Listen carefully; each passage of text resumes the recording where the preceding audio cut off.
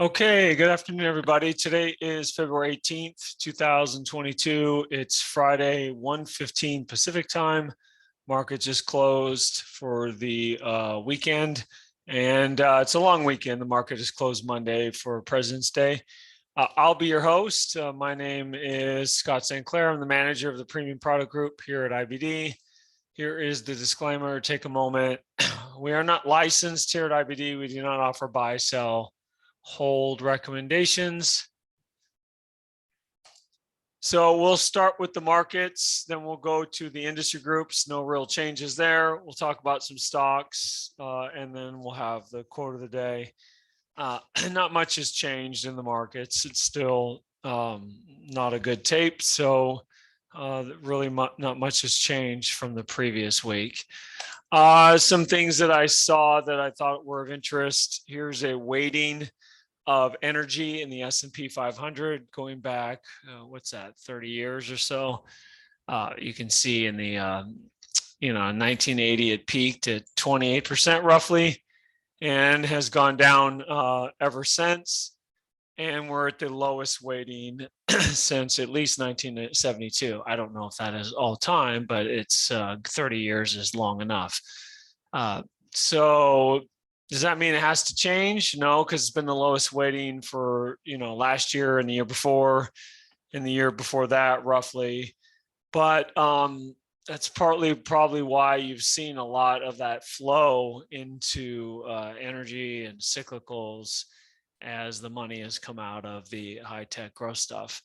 And it seems extended a bit on the short term. And for somebody like me, it was extended. I don't own any energy stocks at this very moment because I just felt like they were short-term extended. And I use, a lot of sentiment indicators to try to, how do I feel about them? Are people talking about them on Twitter a lot?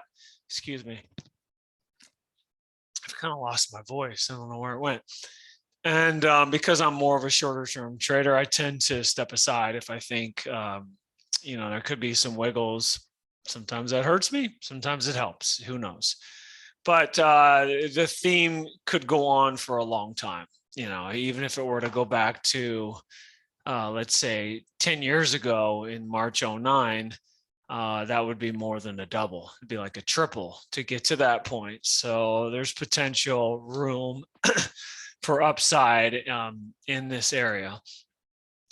So much information on Twitter. There's a lot of noise, but I really like to use it for sentiment. I follow a lot of people, I think, compared to most people. Sometimes I have to purge some of it, but I'm always just looking for what people are thinking.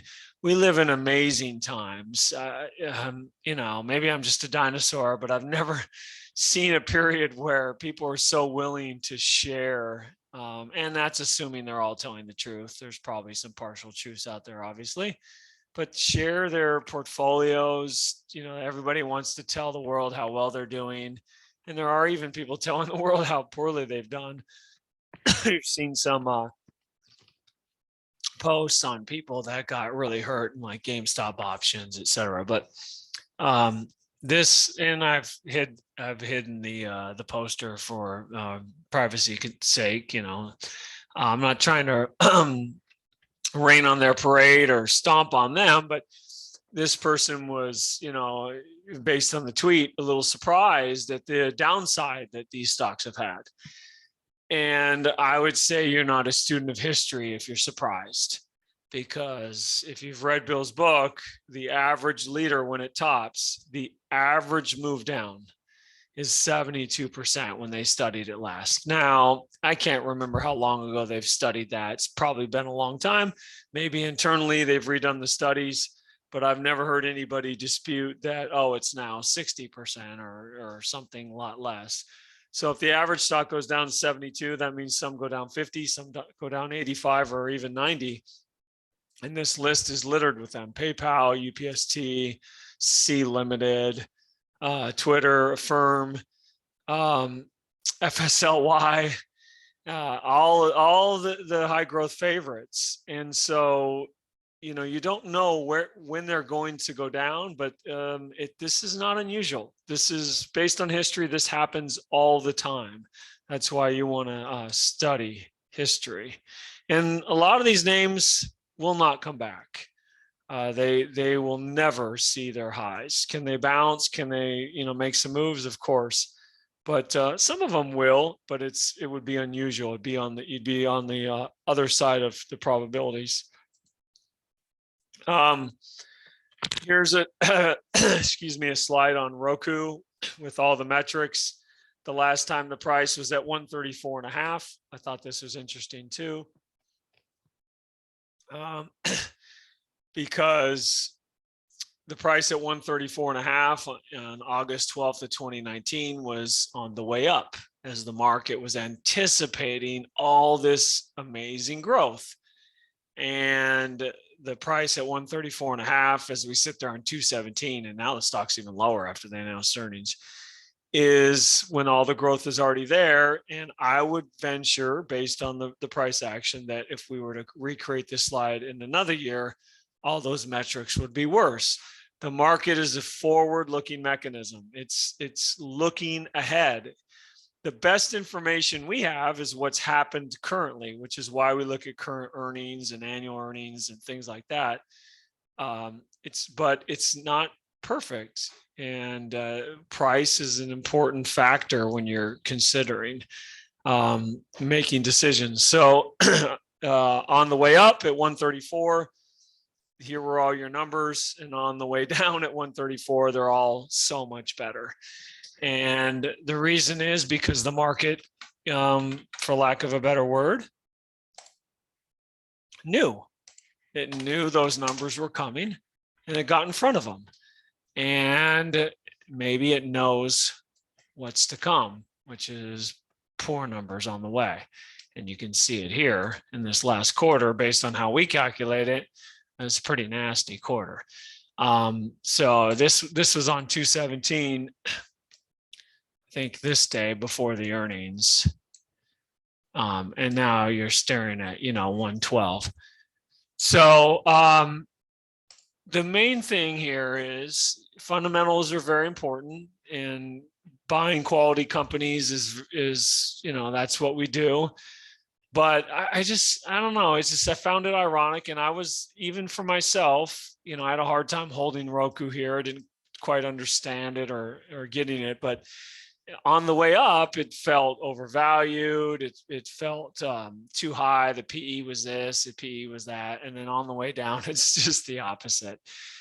So one of my favorite sayings, I can't remember who said it, but I can't, I don't want to quote who said it because I don't know for sure, but I would rather buy a stock on the way up, hoping that it keeps going up, versus buying it on the way down, hoping that it stops going down. Does that make sense? I think it's an amazing sentence, and I agree with that wholeheartedly. So if I'm going to buy it high, I'm going to buy it high, I'm going to buy it high, I'm going to buy it high, hoping that it keeps going up. And, hope is not the right word probably, but that's the word that this gentleman used. And so I'm going to quote it, but you get the idea. I'd rather buy it on the way up, hoping it keeps going up, versus buying on the way down, hoping that it stops going down. And you can see it never did. So that's part of the process of, buy high, sell higher. Next slide. Let's go to the industry groups.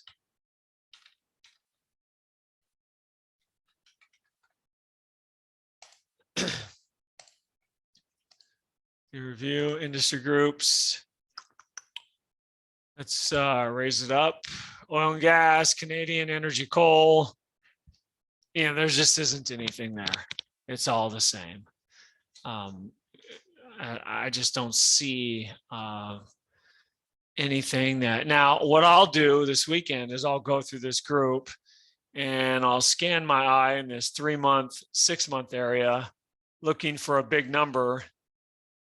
and then go to the left to look for something that's moving 149, 55, 20, something like that. Banks west, southwest. Let's see. I know gold had a pretty good week. Let's see where what gold looks like, just to see if that's you know what, rather than here, see, I should have prepared this. I apologize, but rather than do this, let's alphabetize it. Because I don't even know what group it is. I assume gold is very poor, but just so you can kind of see the idea. And I think it's in.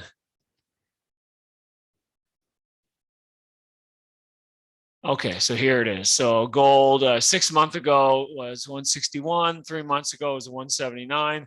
Last week was 120. This week currently is 44, right? So you can see, wow, that's a huge jump.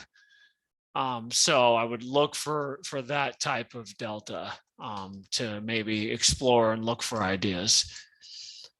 Let's go to stocks to watch. Is that next on our list? And then we will go to the quote.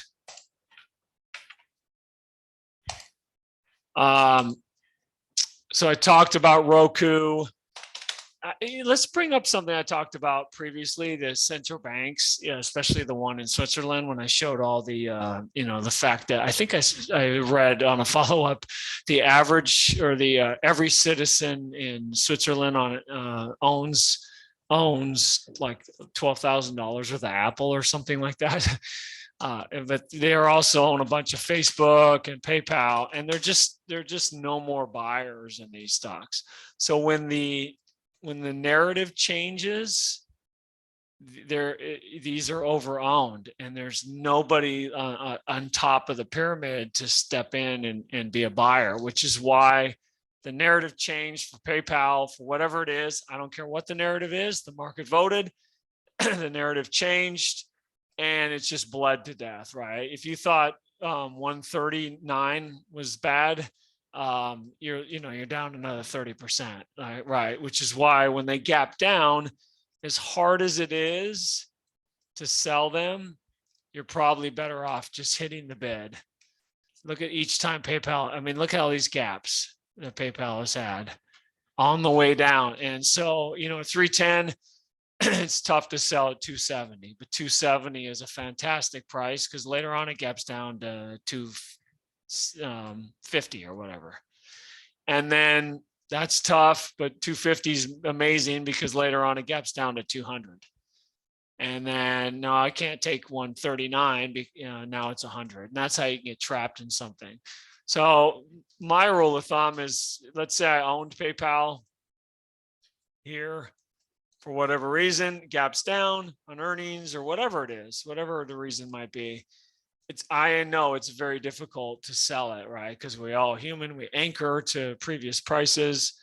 So let's say I have 1,000 shares. I'm going to sell something right on the open. I'm going to sell, let's say, 200 shares at 270. And now I have a new anchor, 270.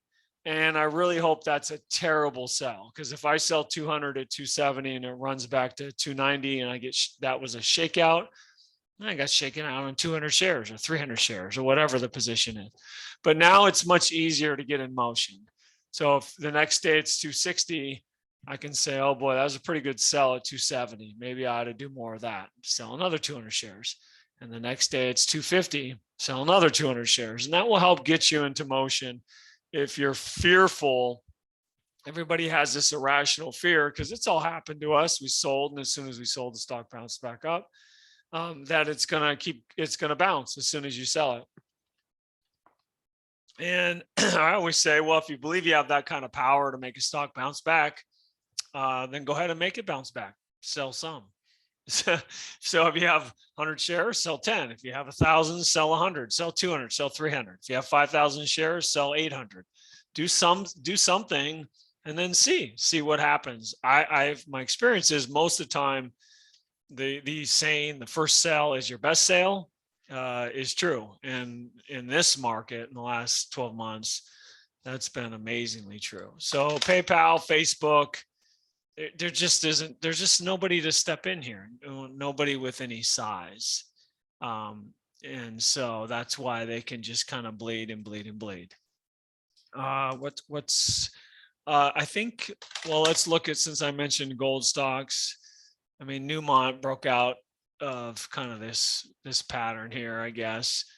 My relative strength is versus the NASDAQ, FYI. You can see the relative strength is very strong. I don't know how I feel about gold. I do own gold, and I do own some one gold stock. I had two, I have one now. They're really tough. They're feast or famine. And so, take with it what you will, but it seems like maybe there's an area of strength there.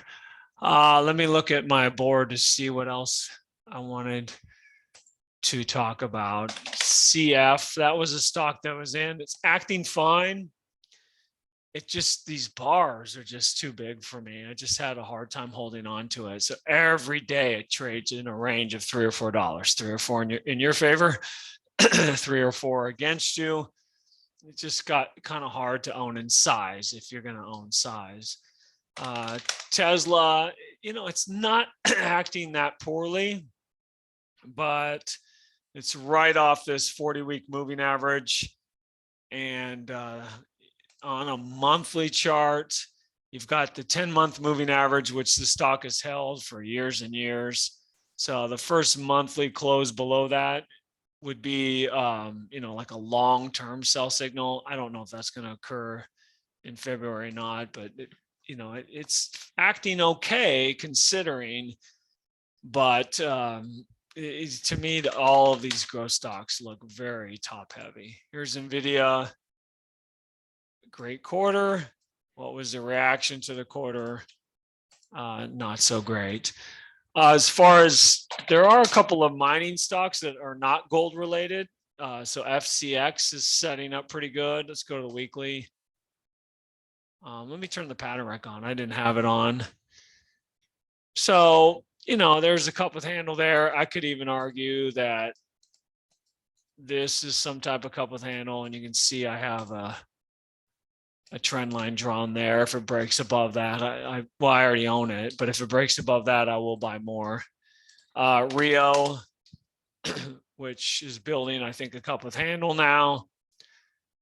So now you have a traditional buy point if you're interested in that.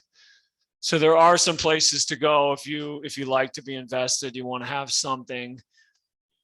I don't know if the NASDAQ, if growth stocks have like a bounce back, and you've got the Fed meeting coming up, and I think just in front, until we know what the Fed does, at least that first time, it's just gonna be a lot of volatility. So if they start to go into growth stocks for a bounce, they could sell these. So it's weird. Like you think, oh, they're holding up, they're acting great, the relative strength is great, and then the market rallies and they come down. It's like, that's frustrating. I don't know if they will or not. Maybe they keep going, but they are holding up fairly well. But mostly, there's just not a lot of merchandise out there. The quote of the week from a book, The Zurich Axioms. Gerald, oh my gosh, I misspelled Loeb. I'm so sorry, Gerald.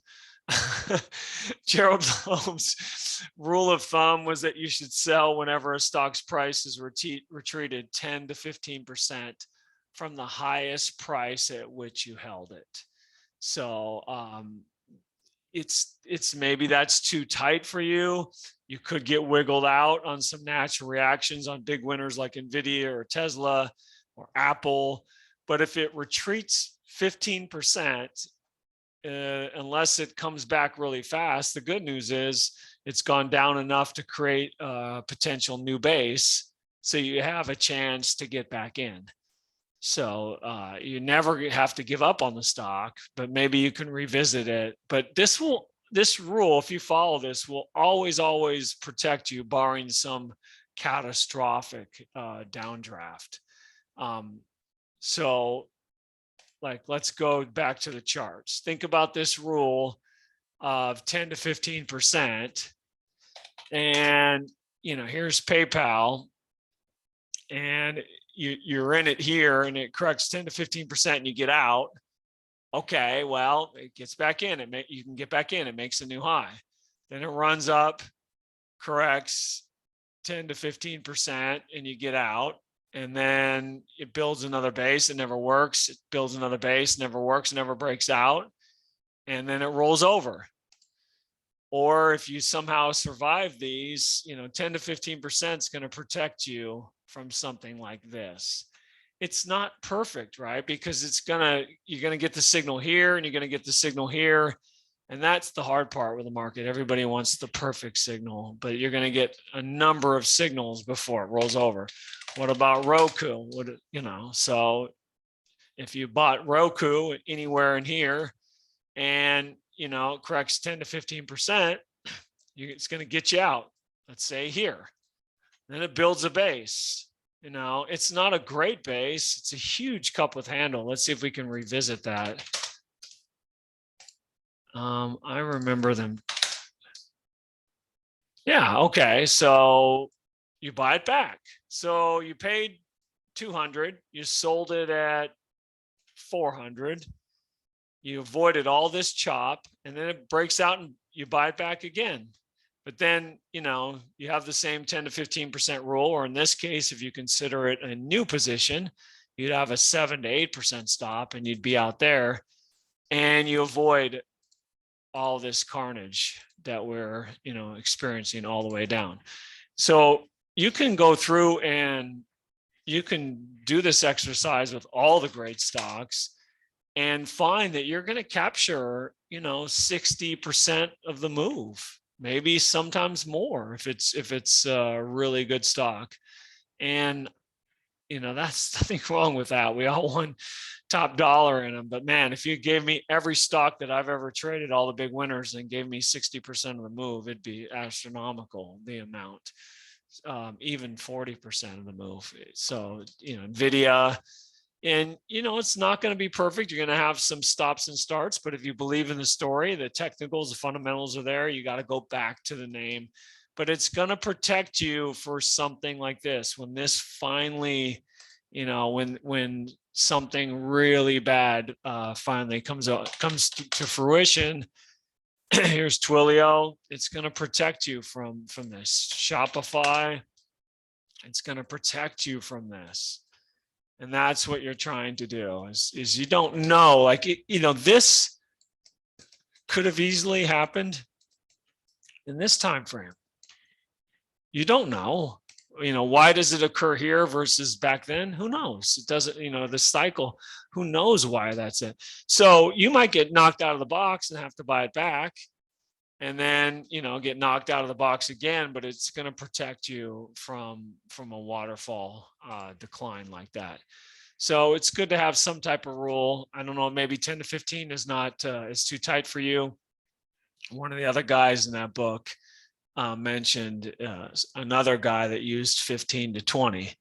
The main thing is you had some type of rule for locking them in if you had a good one, and then a rule for getting back in if you really like the name, because you can always revisit them.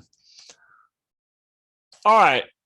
Contact information, reach us at marcussmith.com, 800-831-2525. Next week on Thursday will be the big webinar, Stay in Step, with Harold will be joining me.